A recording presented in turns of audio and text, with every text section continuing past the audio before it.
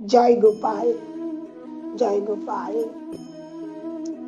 ভাগবত গীতার আদিশাস্ত্র গ্রন্থের বর্ণনার মাধ্যমে আমরা জানতে পারি যে ভগবানের চরণে আত্মসমর্পণ করা ছাড়া এই জগতে বিকল্প কোনো উপায় আর থাকে না।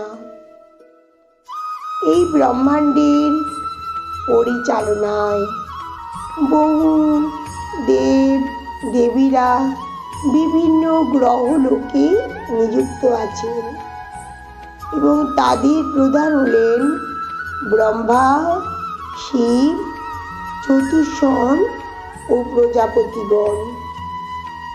ব্রহ্মাণ্ডের অধিবাসীরা বহু প্রজাপতি থেকে উদ্ধৃত হয়েছে, তাই এই সমস্ত প্রজাপতিরা সকলেই পরমেশ্বর ভগবান শ্রীকৃষ্ণ থেকেই জন্মগ্রহণ করেছেন।